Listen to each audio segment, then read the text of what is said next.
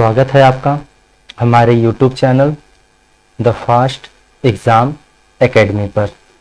तो दोस्तों, अब हमारे चैनल पर CTET previous year and practice set series start किया गया है 2024 दिसंबर के लिए।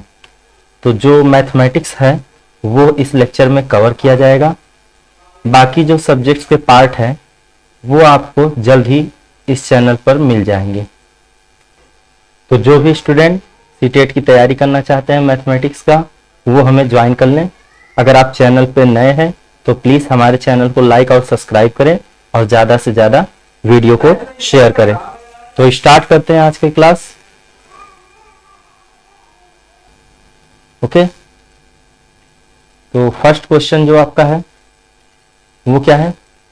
किसी आयताकार खेत का विकर्ण कितना है? 17 मीटर तथा परिमाप कितना है? 46 मीटर है। तो खेत का क्षेत्रफल क्या होगा? तो एक आयताकार आयत क्या होता है? जिसके आमने सामने की भुजा क्या हो? बराबर। ठीक है, यानी ये जो भुजा है इसके सामने की भुजा क्या हो? बराबर हो। ये भुजा इसके सामने वाले की भुजा की क्या हो? बराबर हो। ठीक है, तो इसका इस एक विकर्ण है जो कि कितना दिया है? 17 मीटर तथा परिमाप जो इसका परिमाप है, let's say A B C and D, तो जो इसका परिमाप है वो हमारा कितना दिया है? 46 मीटर। तो हम लोग लिख सकते हैं क्या दिया है? क्या क्या दिया है?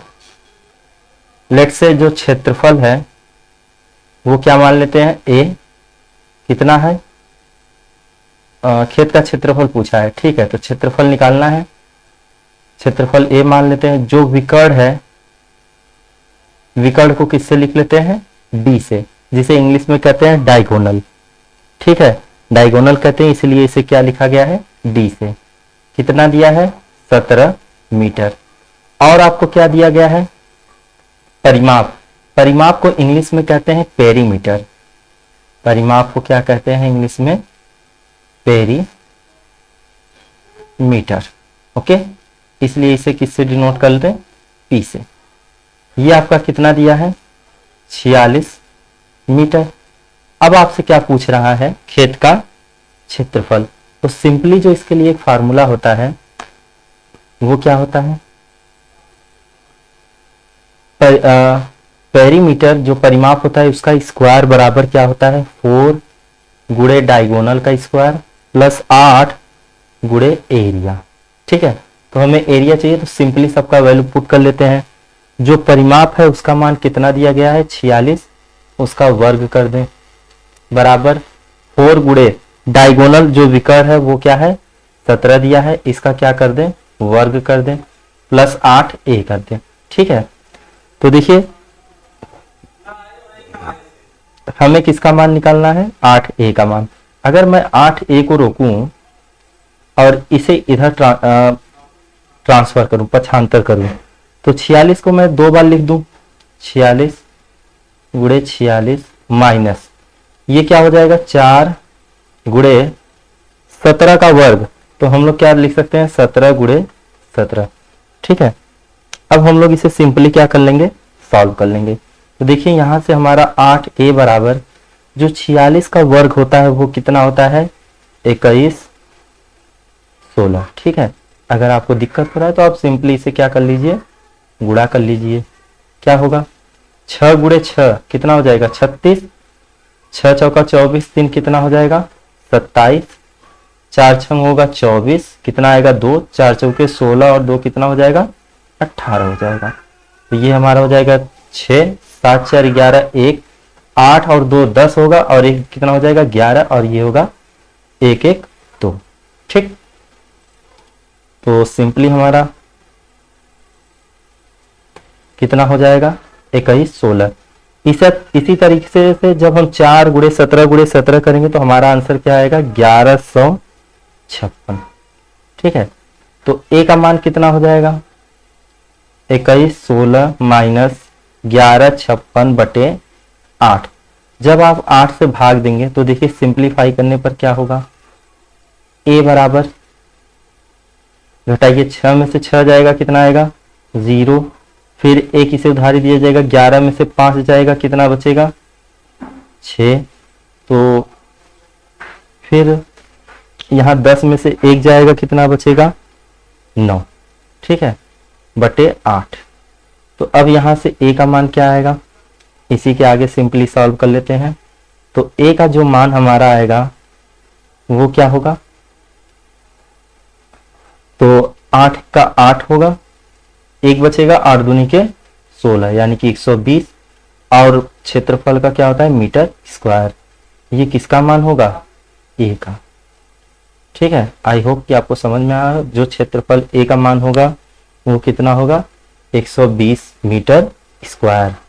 तो कौन सा ऑप्शन सही होगा 120 मीटर स्क्वायर। ऑप्शन ए क्या हो जाएगा करेक्ट हो जाएगा, ठीक है।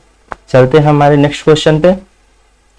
क्वेश्चन नंबर 2 दिया क्या है 2 इनवर्स यानी कि 2 के पावर -1, फिर इस होल का पावर कितना दिया है -1। सरलीकरण से प्राप्त संख्या होगी, तो कौन सी संख्या प्राप्त होगी, ठीक है। पहला जो आपका कह रहा है कि 2 पावर 1 के पावर -1, तो सिंपली समझिए इस बात को, सिंपली इस बात को समझिए क्या होगा हमारा। नेक्स्ट एरो थोड़ा नीचे करके लिख लेते हैं। 2 के पावर -1 के पावर क्या है -1, तो 2 के पावर -1 क्या होगा 1/2 के पावर क्या हो जाएगा -1, ठीक है। पावर माइनस में होने का मतलब ये क्या हो जाएगा 1/2। और जब ये इसके पावर -1 है यानी कि क्या होगा 1/1/2। तो सिंपली जिसके बटे में नहीं होता उसके बटे में हम लोग क्या मान लेते हैं 1/1/2। तो जो सबसे नीचे होता है वो कहाँ चला जाता है बिल्कुल ऊपर, क्योंकि यही होता है ना a/b c/d। तो d कहाँ चला जाता है बिल्कुल ऊपर। तो ये होता है a गुणे d बटे b गुणे c। इस तरीके का ये नियम होता है, ताकि आप कभी भी कंफ्यूज ना हो। तो इसे लिख सकते हैं 2 × 1 डिवाइडेड बाई 1 × 1, यानी ये कितना हो जाएगा 2 हो जाएगा। तो सिंपली जो हमारा आएगा वो क्या होगा 2 होगा। तो जो आंसर आएगा वो किसका गुणन होगा 2 का गुणन होगा। इसके अलावा 2 क्या होगा एक सम संख्या, यानी कि जब इसे आप सरल करेंगे तो ये क्या मिलेगा एक सम संख्या भी मिलेगा, ठीक है। उसके अलावा 2 क्या होता है अभाज्य संख्या भी होता है, लेकिन 2 विषम संख्या नहीं होता। यानी हमारे 3 ऑप्शन करेक्ट होंगे। और जो इसमें एक दिया है पहला ऑप्शन जो टाइपिंग करते वक्त छूट गया शायद, ऑप्शन दिया है ऐसे BCD। जो दूसरा ऑप्शन है क्या दिया है ACD।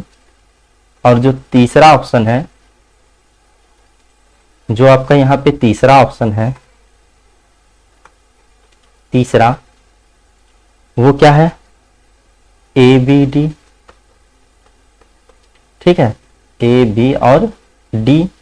चौथा जो हमारा ऑप्शन है ये D बना लेते हैं पूरा। चौथा जो ऑप्शन है वो क्या है ABC, ठीक है। तो आप देखिए ये 2 जो है आंसर जो हमारा आया है वो 2 का गुणज भी है, सम संख्या भी है और अभाज्य संख्या भी है, ठीक है। तो फोर्थ जो ऑप्शन होगा वो क्या होगा करेक्ट होगा। वो टाइपिंग में छूट गया था शायद। तो चलते हैं हमारे नेक्स्ट क्वेश्चन पे। क्वेश्चन नंबर 3 निम्नलिखित में से कौन सा कथन सही है। 4 ऑप्शन आपको दिए हैं और पूछ रहा है कि कौन सा ऑप्शन सही है। तो पहला जो हमारा ऑप्शन है वो क्या है सबसे छोटी अभाज्य संख्या क्या है 1 है। तो सबसे छोटी जो अभाज्य संख्या होती है वो सम होती है, और वो कौन होती है 2, ठीक है। तो ऑप्शन 1 क्या हो गया इनकरेक्ट। ऑप्शन बी क्या दिया है एक भाज्य संख्या विषम हो सकती है। बेशक एक भाज्य संख्या क्या हो सकती है विषम हो सकती है, ठीक है। जैसे 21 हो गया 9 हो गए, तो ये भाज्य संख्या भी है और क्या है विषम भी है। कोई सम अभाज्य संख्या नहीं होती है, ठीक है। और क्या होता है सबसे छोटी संख्या अभाज्य होती है, ठीक है। दूसरा हमारा कह रहा है एक भाज्य संख्या विषम हो सकती है, जी हाँ हो सकता है। कोई सम अभाज्य संख्या नहीं होती, ये क्या है गलत है, ठीक है। सम अभाज्य संख्या नहीं, भाज्य भी होते हैं कटते भी हैं, ठीक है। दो अभाज्य संख्याओं का योगफल सदैव अभाज्य होता है ऐसा नहीं है। अगर हम कहें दो अभाज्य संख्या, मान लो 3 अभाज्य है, 7 भी क्या अभाज्य है, इनका सम क्या हुआ 10 हुआ, ये क्या होगा भाज्य होगा। ठीक है, सदैव अभाज्य नहीं हो सकता, ये भाज्य हो सकता है, जरूरी नहीं कि हमेशा ही अभाज्य हो। आप इन्हें जोड़ेंगे ये भाज्य भी आएंगे। ठीक है, तो ऑप्शन जो बी है वो हमारा क्या होगा करेक्ट होगा। ठीक है, जरूरी नहीं कि अभाज्य संख्या को जोड़ने पर वो क्या है हमेशा अभाज्य है, भाज्य भी आते हैं। 10 क्या है भाज्य है। ठीक है, चलते हैं हमारे नेक्स्ट क्वेश्चन पे। Question number 4। क्वेश्चन नंबर 4 क्या कह रहा है, एक बहुभुज के अंतः एवं बाह्य कोणों का अंतर कितना है 60 डिग्री है। तो बहुभुज में किसकी संख्या बतानी है, भुज की संख्या। तो देखिए इसका आंसर क्या होगा, क्योंकि जो बहुभुज होता है, बहुभुज के प्रत्येक अंतःकोण का सूत्र क्या होता है n-2 इंटू 180 180 बटे क्या होता है यन। यन कहा क्या होता है, जहां यन क्या होते हैं बहुभुज की क्या होती है भुजा होती है। बहुभुज की क्या होती है भुजा है। ठीक है, और बाह्य कोण का क्या होता है, तथा बाह्य जो बहुभुज होता है के बाह्य कोण का मान क्या होगा, बाह्य कोण क्या होता है सूत्र 360 भागे n। ठीक है, 360 भागे n, सिंपली क्या होता है 360 भागे n। ये थोड़ा सा करेक्शन कर लेते हैं, सुधार कर लेते हैं, ये क्या होगा n होगा।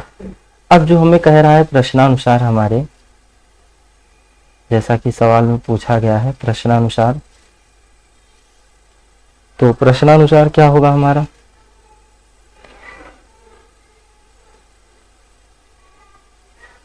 प्रश्नानुसार नेक्स्ट पेज पे देख लेते हैं क्या होगा। बहुभुज के अंतः और बहुभुज के अंतः एवं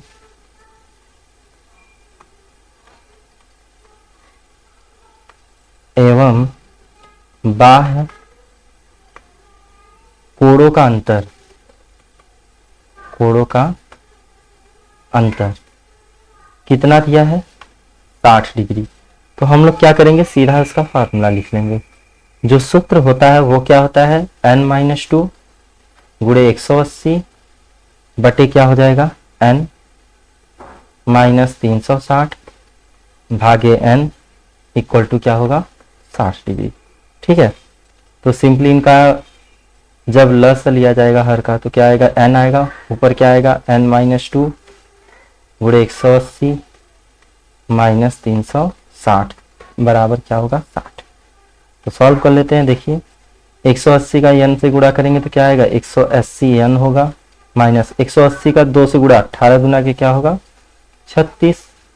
ठीक है, माइनस क्या होगा 360 भागे क्या है n बराबर क्या होगा 60। तो तिरछा गुणा कर लेते हैं, देखिए क्या होगा, क्या होगा 180 n माइनस 360 क्या होगा 720 और ये क्या होगा 60 n। तो n वाला जो भाग है उसे एक तरफ कर लेते हैं और जो संख्या है उसे एक तरफ कर लेते हैं। ये कितना आएगा 120 n 720, तो n का मान कितना होगा 720 बटे 12, तो सिंपली 12 छंग 72, तो n का मान कितना आएगा 60। ठीक है, सॉरी 12 छंग 72, 120 है ना जी, ये जीरो भी कैंसिल हो जाएगा तो हमारा सिर्फ क्या आएगा 6 आएगा। ठीक है, कितना आएगा 6 आएगा। तो जो बहुभुज में संख्याओं कितनी होगी, बहुभुज में भुजाओं की संख्या क्या आएगी,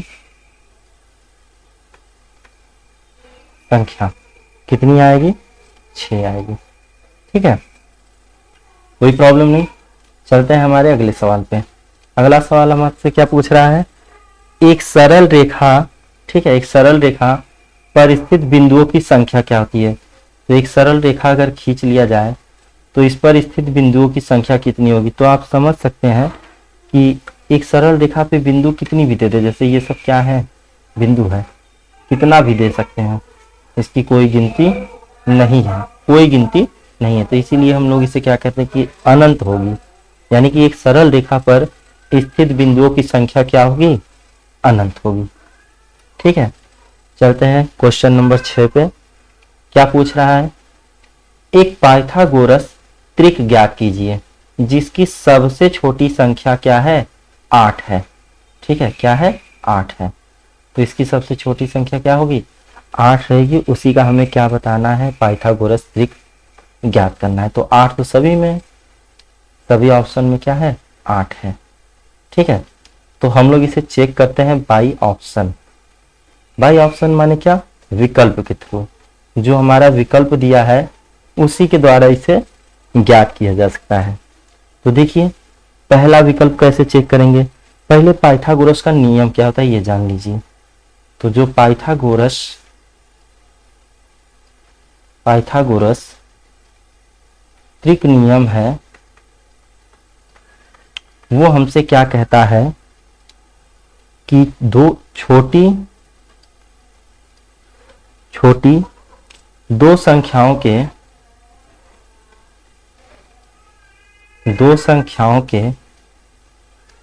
वर्गों का योग शेष तृतीय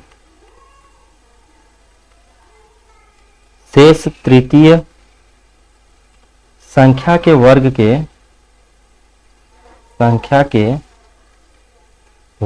के बराबर होता है। शेष तीसरी संख्या के वर्ग की क्या होता है, बराबर होता है ना जी। तो हम लोग क्या करेंगे, विकल्प के जरिए जानने की कोशिश करेंगे। तो हमारा जो पहला ऑप्शन होगा उसके लिए देखते हैं, जो पहला विकल्प दिया है।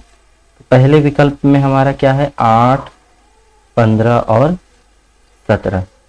तो जो दो छोटी संख्याओं का 8 है ना जी, 18 नहीं है, ये क्या है, 8।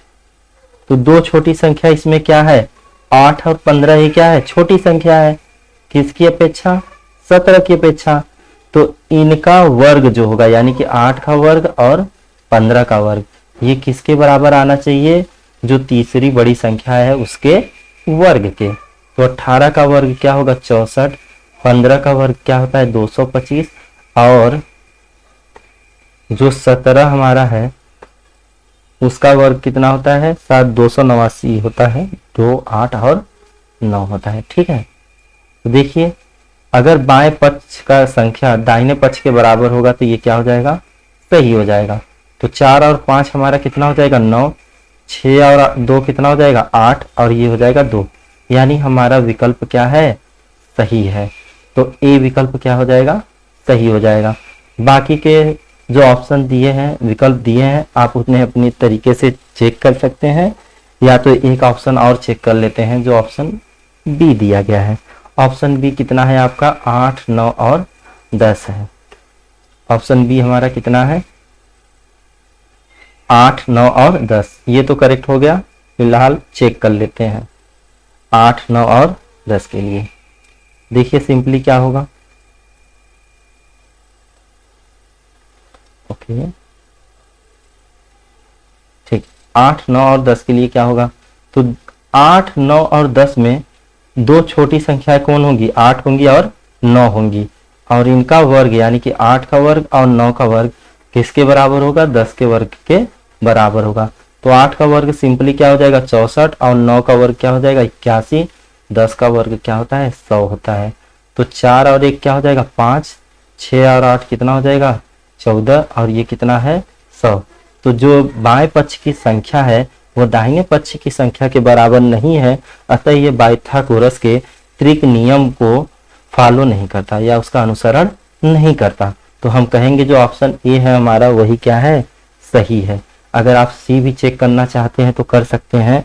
सी का क्या दिया है हमारा 8, 64 और 512 और डी हमारा कितना दिया है 6, 8 और 10 दिया है। ठीक है, आप इसे कर लीजिए। अगर आप लोग में से किसी का ये होता है कि हाँ सर सी और डी भी ऐसा आ रहा है आंसर, तो आप हमें कमेंट कर सकते हैं। हालांकि ये होगा नहीं, अगर ऐसा ऑप्शन होता है एग्जाम में कि 2 आंसर आपके करेक्ट होते हैं तो उस क्वेश्चन का नंबर बच्चों को दे दिया जाता है। ओके, तो चलते हैं हमारे नेक्स्ट क्वेश्चन पे। तो नेक्स्ट क्वेश्चन हमारा क्या है, z का मान ज्ञात कीजिए यदि संख्या क्या है 4, 1, 7, z 8 है। ठीक है, यानी कि 417 z और क्या है 8 है। ये कितने से विभाजित है, 9 से विभाज्य हो। ठीक है, ये संख्या 9 से अगर विभाज्य हो जा रही है तो z का मान कितना होगा। ठीक है, तो हम लोग जानते हैं जो 9 के विभाज्य का नियम है, विभाज्यता का नियम क्या कहता है, इसका नियम क्या कहता है कि कोई भी संख्या 9 से पूर्णतः विभाजित होगी जब उसके अंकों का योग कितने से विभाजित होगा 9 से। यानी यह जो संख्या दिया गया है ये 9 से विभाजित तो होगी, विभाजित होगी, लेकिन कब होगा, लेकिन कब होगा, कब होगा जब इनकी संख्याओं का योग यानी कि जो अंक दिए गए हैं ये अंक 4, 1, 7 प्लस z प्लस 8 इनका योग कितना आना चाहिए 9 के बराबर। ठीक है, ऐसा योग हो कि ये किसके बराबर आ जाए 9 के, सॉरी इनका जो योग आए वो किससे विभाजित हो जाए 9 से विभाजित हो जाए। बात समझ में आई। इन संख्याओं को जोड़िए और ये 9 से क्या होना चाहिए विभाजित होना चाहिए। ठीक, तो देखिए इसे सॉल्व कैसे करेंगे। तो हम लोग सिंपली क्या करेंगे 4 plus 1 plus 7 plus z plus 8। तो इसका मान क्या आएगा 4 और 1 कितना हो जाएगा 5, 5 और 7 कितना हो जाएगा 12, 12 और 8 कितना हो जाएगा 20। तो ये हमारा क्या होगा 20 प्लस z हो जाएगा। तो अगर आप ऑप्शन में देखें तो अगर हम लोग z का मान 6 रखें तो ये क्या होगा 20 प्लस 6 26। तो क्या 26 9 से विभाजित होता है, तो जी नहीं, क्योंकि 9 दूनी के 18 होता है, 9 तिया के 27। तो ऑप्शन ए तो हमारा नहीं होगा। बात करें ऑप्शन नंबर बी, तो अगर आप z का मान 7 रखेंगे तो ये 20 प्लस 7 कितना होगा 27 और 9 का जब भाग देंगे तो ये कितनी बार जाएगा 3 बार और ये क्या हो जाएगा कट जाएगा। अतः तो हम कह सकते हैं कि बी क्या होगा करेक्ट होगा। ठीक है, बाकी ऑप्शन अगर आप 20 में 9 जोड़ेंगे तो कितना आएगा 29, 29 9 से नहीं विभाजित होगा। 20 में 3 जोड़ेंगे तो कितना आएगा, z की जगह 3 रखेंगे तो 23, 23 9 से विभाजित नहीं होता। ठीक है, तो चलते हैं हमारे अगले सवाल पर। अगला सवाल क्या है, अगला सवाल हमसे पूछ रहा है एक घन का आयतन संख्यात्मक रूप में उसकी भुज की लंबाई के योग की क्या है बराबर है। तो घन का संपूर्ण पृष्ठीय क्षेत्रफल वर्ग इकाई में ज्ञात कीजिए। ठीक है, तो ये हमारा सवाल है। कह रहा है कि एक घन का जो संख्यात्मक रूप में उसकी भुजाओं की लंबाई के योग के बराबर है। संख्यात्मक रूप में देखा जाए तो जो उसकी लंबाई होगी भुजाओं की उसके योग के बराबर क्या होगा, उसकी आयतनात्मक संख्या होगी। तो घन का क्या बताना है, संपूर्ण पृष्ठीय वर्ग बताना है। ठीक है, सिंपली घन क्या होता है, जिसकी लंबाई चौड़ाई और ऊंचाई क्या हो बराबर हो। लेकिन घनाभ का क्या होता है, लंबाई चौड़ाई और ऊंचाई क्या होता है अलग अलग होता है। ये क्या होता है घनाभ होता है, जिसमें लंबाई चौड़ाई और ऊंचाई क्या होता है अलग होता है। जबकि घन का लंबाई चौड़ाई और ऊंचाई सब क्या होते हैं एक समान होते हैं। ठीक है, जिसे हम लोग इंग्लिश में कहते हैं क्यूब एंड क्यूबाइड। ओके, तो देखिए घन का आयतन क्या होता है, लेट से घन का जो आयतन है वो क्या है, ए क्यूब है, कोई दिक्कत नहीं। जहां ए हम लोग क्या मान लेते हैं, ए क्या है, भुज, यानी जो घन है उसका वो ए क्या है, भुजा है। ठीक है, कोई दिक्कत नहीं, या तो हम लोग कहते भुजा है। ठीक, और जो घन में, किसी घन में जो फलक होते हैं उसके फेसेस ना जी, तो फलक की संख्या कितनी होती है, तो सिंपली आप किसी घन को ले लीजिए और उसमें फलक की संख्या कितनी होती है, 12 होती है। तो हमसे कह क्या रहा है, जो ए होगा ए क्यूब, यानी घनाभ कह रहा है ना कि एक घन के आयतनात्मक संख्या के रूप में उसकी भुजा की लंबाई के योग के क्या है, बराबर है। तो ये इसके भुजाओं के योग के क्या होगा, बराबर होगा। तो एक ए से ए कट जाए तो ए स्क्वायर का मान कितना आ जाएगा, 12 आ जाएगा। ठीक है, अब अगर हम लोग बात करें कि जो घन का संपूर्ण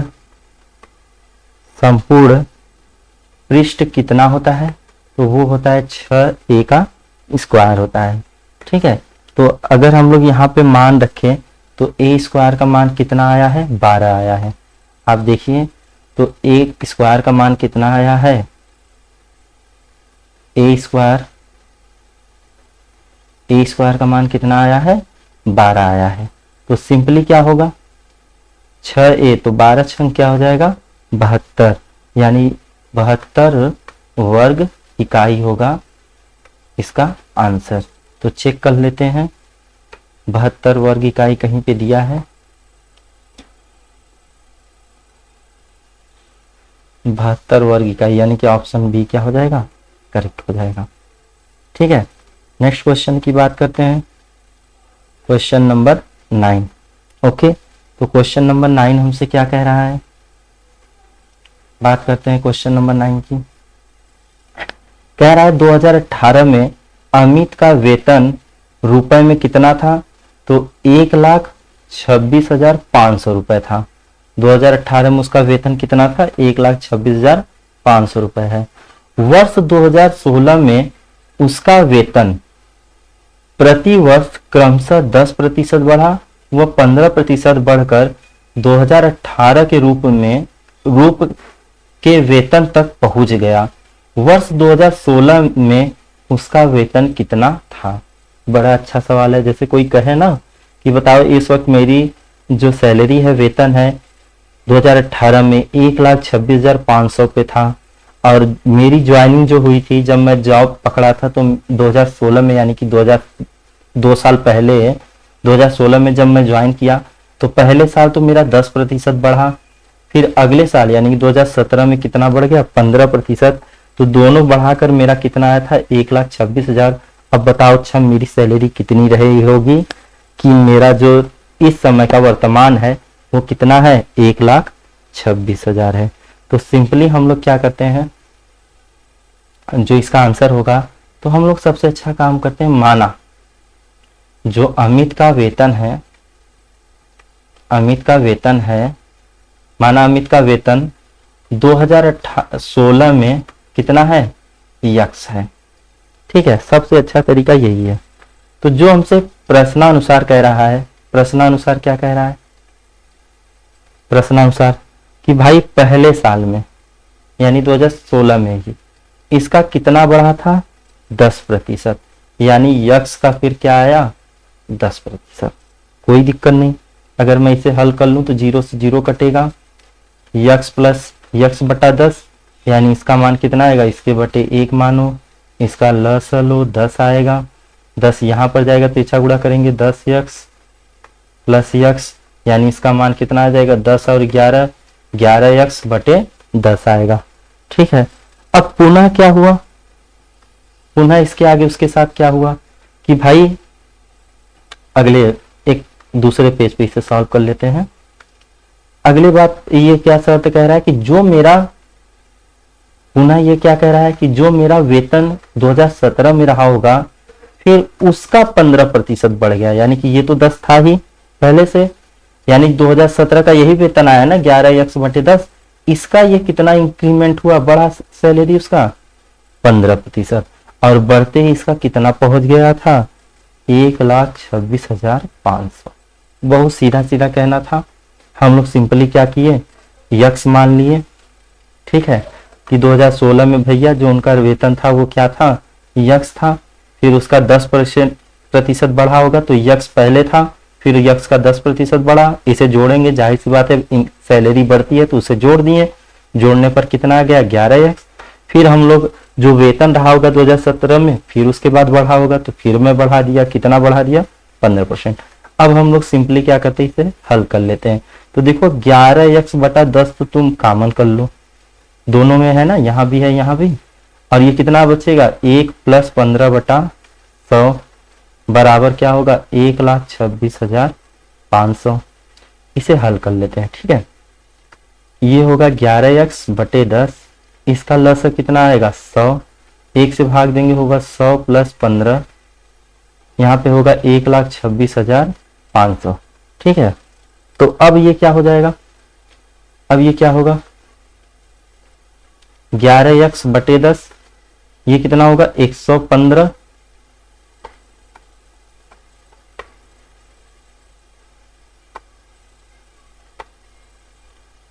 देखिए अब ये क्या होगा हमारा, simply wait a minute, okay, क्या होगा 115/100 बराबर 1,26,500, ठीक है। अब हम लोग इसे क्या करते हैं, हल कर लेते हैं। देखिए हल करने पर क्या आएगा, हल करने पर क्या आएगा, तो जो हमारा आंसर होगा वो क्या होगा, यक्स इक्वल टू 1,26,500, यक्स को रोक के सबको ट्रांसफर कर देते हैं। तो डिनोमिनेटर में क्या था 100 था, गुणे 10 ऊपर आ जाएंगे, और 11 गुणे जो 115 गुणे 11 कहाँ आ जाएगा, नीचे आ जाएगा। अब सिंपली इन्हें कट कर लेते हैं, जो आएगा वो हमारा क्या होगा, आंसर होगा, ठीक है। तो देखते हैं किस नंबर से ये कट होता है, ठीक है। तो 11 से कट करने की कोशिश करते हैं, 11 का 11, ठीक है। तो ये क्या होगा 11 का 11, 1 बचेगा, ये क्या हो जाएगा 16, तो 11 का 11, फिर 5 बचेगा, ये हो जाएगा 55, 11 × 5 = 55, 2 0, ठीक है। फिर 115 का 115, फिर 115 से कट करेंगे कितना आ जाएगा 100, तो ये कितने हो जाएंगे, यक्स का मान क्या होगा 100 गुणे 10, तो भाई 5 0 है, तो 5 0 मतलब क्या 1,00,000 रुपए, यक्स का मान कितना आया 1,00,000 रुपए। यानी जो अमित था जब वो ज्वाइन किया 2016 में अपनी नौकरी या नौकरी जब ज्वाइन किया तो उसका वेतन कितना था 1,00,000 रुपए। बात समझ में आई। तो देखिए कौन सा ऑप्शन करेक्ट होगा। तो इनिशियली उनको जो मिला था पहले महीने में वो कितना मिला था 1,00,000 रुपए, ठीक है। 2016 में जब वो ज्वाइन किए थे तो उनका वेतन कितना था 1,00,000 रुपए, ठीक। नेक्स्ट क्वेश्चन की बात करते हैं, क्वेश्चन नंबर 10, ठीक है। तो क्वेश्चन नंबर 10 देखिए क्या कह रहा है। क्वेश्चन नंबर 10 क्या कह रहा है कि दो संख्याओं का महत्तम समापवर्तन अर्थात मस कितना दिया है 6 तथा लघुत्तम समापवर्तन यानी कि लस कितना दिया है 432। एक संख्या, तो मान लीजिए एक संख्या जो हमारा है वो क्या है a है, कितना है 48। मान लो ये दो संख्याओं का लस रहा होगा ए बी का और लस भी ये किसका है ए बी का, ठीक है 48 है। तो दूसरी संख्या मान लो बी पूछ रहा है। तो ये हाई स्कूल में पढ़ाया जाता है कि दो संख्याओं का लस गुणे मस जो होता है वो उन दोनों संख्याओं के गुणनफल के क्या होता है बराबर। यानी दो संख्याओं का लस निकालिए फिर मस निकालिए, जो लस और मस का मान आएगा उनका गुणनफल जो दो संख्याएं दी गई होंगी उनके गुणनफल के क्या होंगी बराबर होंगी। तो सिंपली लस हमारा कितना दिया है 432, मस कितना दिया है 6, ए मान लीजिए 48 दिया है, दूसरी संख्या क्या पूछा है बी का मान। तो जब हम बी का मान निकालेंगे, बी को रोकिए 432 गुणे 6 बटे क्या होगा 48। तो 6 का 6, 6 आठे क्या हो जाएगा 48। ठीक है, तो 8 से कट करिए तो 8 पंजे क्या होगा 40 और फिर 3 बचेगा तो 8 चौका क्या हो जाएगा 32। तो बी का मान कितना आ जाएगा 54। तो जो ऑप्शन आपका 54 यानी कि 54 जो सी है वो क्या हो जाएगा करेक्ट हो जाएगा। ठीक है, ये नियम होता है। अगर किसी को कोई प्रॉब्लम हो तो आप चेक कर सकते हैं। जो ल स गुणे म स, तो ल स देखिए 6 गुणे 432 करेंगे और जो ए बी होगा तो ए बी हमारा कितना 48 गुणे 54। आपका आंसर क्या आएगा इक्वल आएगा। ओके, तो आज के लिए इतना ही। मिलते हैं हमारे अगले लेक्चर अगले वीडियो में। अगर आपको वीडियो पसंद आया हो तो हमारे चैनल को लाइक और सब्सक्राइब करें। Thank you.